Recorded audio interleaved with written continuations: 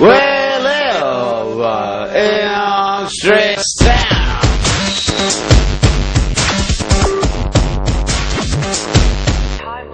We're entering a period of fantastic change, which is getting faster all the time.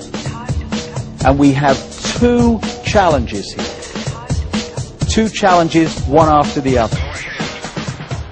The first is to open our minds, start taking responsibility back, and remove this edifice of control and suppression of information, which will allow the full flow of knowledge of who we are to flood into the public arena. Once people start to realize who they really are and the nature of life, then we can go into stage two, which is the incredible consciousness shift that is going to happen, and is happening for many people already, but can happen for everybody if we open up to the knowledge of what's going on. And to do that, the edifice of suppression has to go.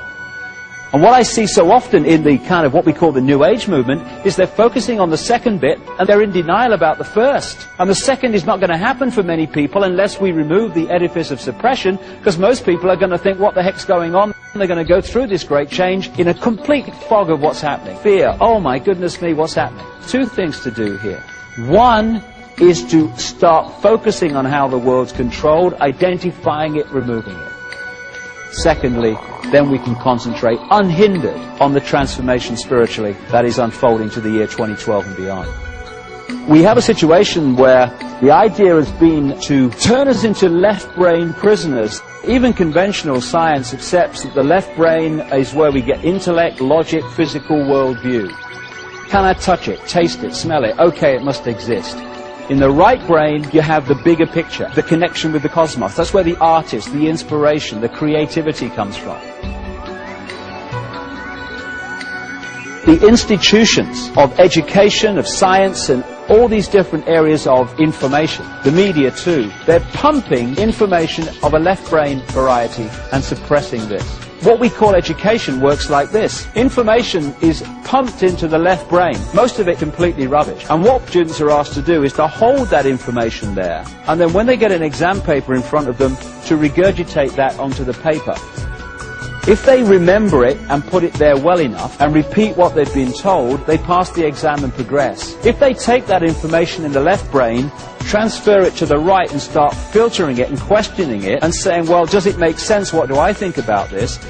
And then tell the exam paper, oh, actually it's a piece of shit, this stuff. Then they don't pass the exam and they don't progress. The education system is completely built to create left brain prisoners who are basically sponges of the official version of life. We can just balance those two sides of the brain, the intellect and the spirit, the mind and the heart, then suddenly we are transformed in terms of our perception of ourselves. What you're looking at there is I call it lower vibrational emotional range.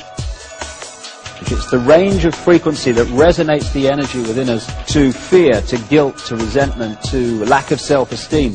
And the more that we are manipulated to feel those things, and the more we manipulate each other to feel those things, the more what I call that cesspit vibration of low vibrational emotion gets more and more full and more difficult to get through, and therefore out to the multidimensional state that we can get into as we reconnect with the ocean, with the cosmos. This is why when people start on this spiritual journey, the reason that they start to realize when they start to walk the journey that all hell breaks loose in their life, that structures break down in their life and they think, crikey, if this is spiritual. I remember me, when I started on this route, my life broke down in so many ways. I thought, if this is spirituality, you can stuff it. I don't want to know.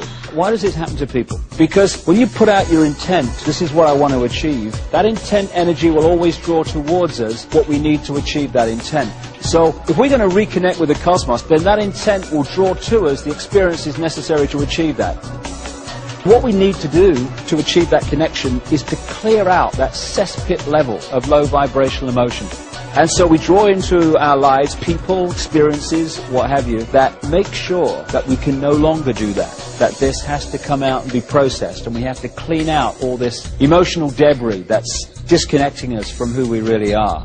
If we're prepared to walk this journey, take a step back and realize that it's actually an experience that is going to set us free rather than a really negative, bad thing that is something to do with the fact that we're not good people. Must have been something terrible in a previous life. I hear that all the time. These challenges are to help set us free by cleaning this out. It's important we understand that. And I find that there are so many people in what's called the New Age who are still operating on a fraction of who they are because they're not prepared to do what is necessary and take the challenges. And we all have this stuff within us to remove and process. When you do, that's when you can start talking about freedom. People talk about a soul. For me, what we call soul, the highest expression of ourselves, is pure love. I don't care who you are, what your background is, what you've done.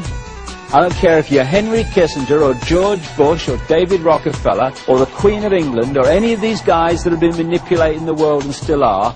At that level of yourself, you're pure love. Everyone is. But we can become disconnected from that level and manifest in that disconnection anything but pure love. But that's what we all are, all of us. And when we get disconnected, that's when the problems start, and the imbalances start, and the imbalanced behavior starts.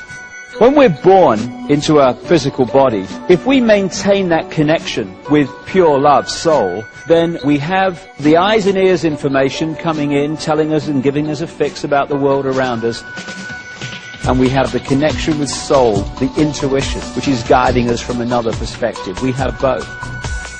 Symbolically, it's like a spaceman on the moon, where you're in that big spacesuit, symbolic of the body, and you've got the eyes and ears information giving you a fix on what's happening around you. But you've also got mission control giving you the big picture guidance. This is what comes next, then do that, and this is what's next on the agenda. Symbolic of intuition. Imagine what would happen if someone came along and cut or dramatically reduced that spaceman's connection to mission control. Suddenly, this is the only information and the vague memory of what should have been happening at this time.